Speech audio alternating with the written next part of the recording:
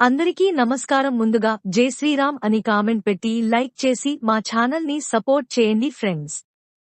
హిందువులు జరుపుకునే ముఖ్యమైన పండుగలలో శ్రీరామనవమి ఒకటి. ప్రతి సంవత్సరం చైత్ర శుద్ధ నవమి నాడు శ్రీరామనవమి పండుగ వస్తుంది. పునర్వసు నక్షత్రపు కర్కాటక లగ్నంలో సరిగ్గా అభిజిత్ ముహూర్తంలో అంటే మధ్యాహ్నం 12 గంటలకు శ్రీరాములు జన్మించాడు. శ్రీరాములు జన్మించిన రోజున శ్రీరామనవమి పండుగను జరుపుకుంటారు. అలాగే సీతారాముల కళ్యాణం కూడా ఈ రోజునే జరిగిందట. ఈ సంవత్సరం శ్రీరామనవమి ఎప్పుడు వచ్చింది? శ్రీరామనవమి రోజున ఎలాంటి పద్ధతులను పాటించాలి అనే ముఖ్యమైన విషయాల గురించి ఈ వీడియోలో తెలుసుకుందాం. ముందుగా ఈ వీడియోకి ఒక లైక్ కొట్టి మన ఛానల్ ని సబ్స్క్రైబ్ చేసుకోండి. ఈ నెల ఏప్రిల్ 6వ తేదీన ఆదివారం నాడు శ్రీరామనవమి వచ్చింది. శ్రీరామనవమి వచ్చేలోపు ఇల్లంతా శుభ్రం చేసుకుని ఇంట్లో ఉన్న పాత వస్తువులను తీసేయండి. ఈ విశ్వాస నామ సంవత్సరంలో వచ్చే మొట్టమొదటి పండుగలలో శ్రీరామనవమి ఒకటి కాబట్టి శ్రీరామనవమి రోజున కొన్ని నియమాలను పాటించడం ద్వారా ఈ కొత్త సంవత్సరం అంతా మీకు బాగా కలిసొస్తుంది. కాబట్టి శ్రీరామనవమి పండుగ వచ్చేలోపు శ్రీరాముల వారి విగ్రహాన్ని కానీ ఫోటోని కానీ ఇంటికి తెచ్చుకోండి.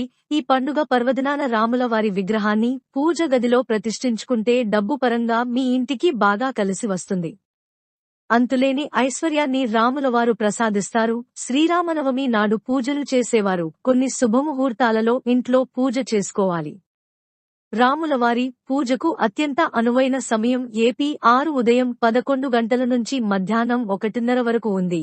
ఇక బ్రహ్మ ముహూర్తంలో పూజలు చేయాలనుకునేవారు ఉదయం 4:30 నుంచి 5:20 వరకు పూజ చేసుకోవచ్చు. అలాగే సాయంత్రం సమయంలో పూజ చేసుకోవాలనుకుంటే సాయంత్రం 6:41 నుంచి 7 వరకు పూజ చేసుకోవచ్చు. ఈ ఘడియలు చాలా శక్తివంతమైనవి కాబట్టి శ్రీరామనవమి రోజున ఇంట్లో పూజ చేసేవారు ఈ సమయాల్లో మాత్రమే ఇంట్లో పూజ చేసుకోండి. రాములవారి అనుగ్రహంతో మీ కుటుంబానికి మంచి జరుగుతుంది. శ్రీరామనవమి రోజున చేసే పూజల వల్ల కోటి రెట్ల పుణ్యఫలితాన్ని పొందవచ్చు. శ్రీరాముని పూజించడం వల్ల సకల పాపాలు తొలగిపోయి సకల ఐశ్వర్యాలు మీ ఇంటికి ప్రాప్తిస్తాయి. శ్రీరామనవమి రోజున పూజ చేసేవారు పసుపు రంగు వస్త్రాలను ధరిస్తే చాలా మంచిది. ఎవరైతే పసుపు రంగు వస్త్రాలను ధరిస్తారో అలాంటి వారికి విపరీతమైన అదృష్టం కలిసి వస్తుంది. జీవితంలో ఐశ్వర్యానికి కొరత ఏర్పడదు. అలాగే చామంతి పూలతో సీతారాములను పూజిస్తే విశేషమైన పుణ్యఫలితం దక్కుతుంది. అన్నిటికన్నా ముఖ్యంగా ఈ శ్రీరామనవమి పండుగ పర్వదినాన ప్రతి ఒక్కరూ పిండి దీపాలు వెలిగించండి. ఈ పండుగ రోజున పిండి దీపాలు వెలిగిస్తే కోరుకున్న కోరికలన్నీ వెంటనే నెరవేరుతాయి. 10 తరాల ఐశ్వర్యం మీ కుటుంబానికి లభిస్తుంది.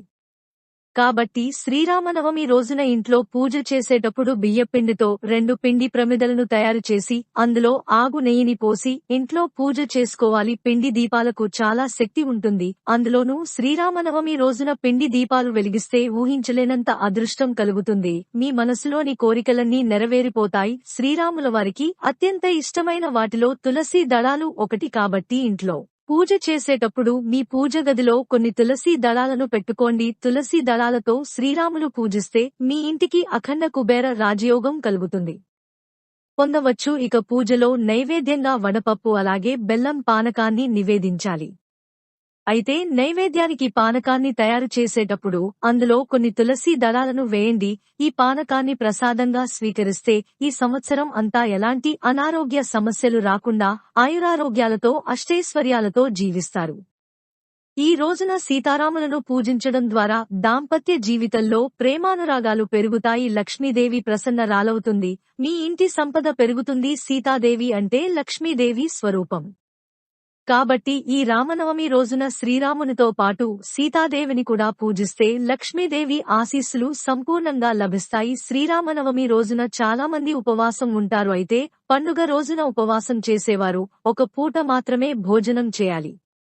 ఈ రోజున చేసే ఉపవాసాలకు అనంత కోటి పుణ్యఫలితాన్ని పొందవచ్చు.